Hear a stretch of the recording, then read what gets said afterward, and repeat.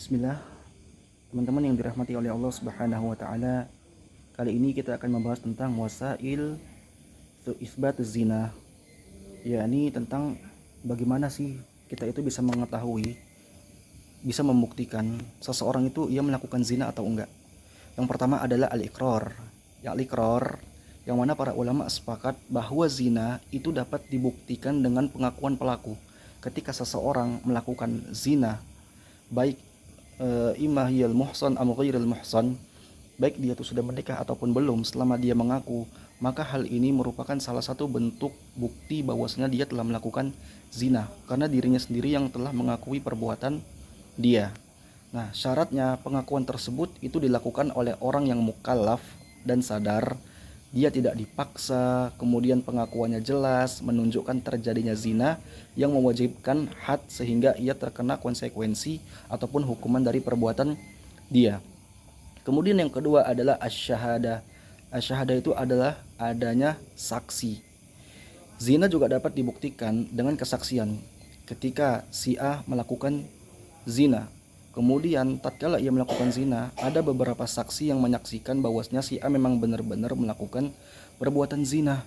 Nah, dan syaratnya harus ada 4 orang saksi laki-laki yang adil, dan kesaksian mereka juga harus jelas dan tegas dan mengenai perbuatan zina apa yang dilakukan oleh si A ini memang benar-benar murni, valid, bukan menduga-duga, atau mungkin misalnya mereka sebagian tahu sebagiannya enggak, ataupun mereka mungkin ngerasa bahwasanya ragu-ragu.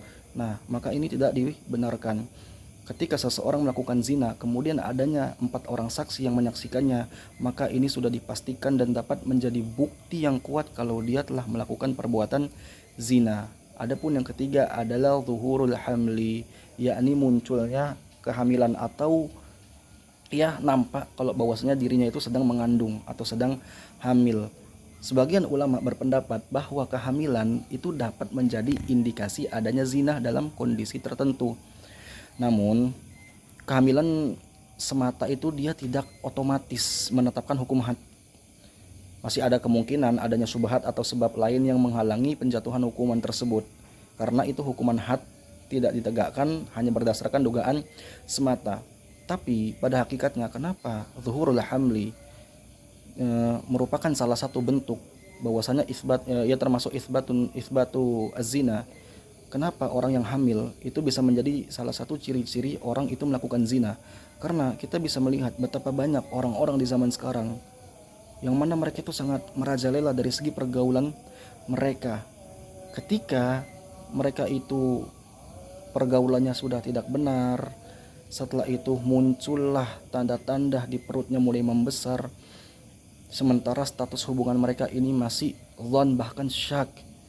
Maka oleh itu sudah dipastikanlah orang tersebut melakukan zina, karena ini merupakan urf atau kebiasaan, ya, atau adat yang sering terjadi di setiap kalangan masyarakat.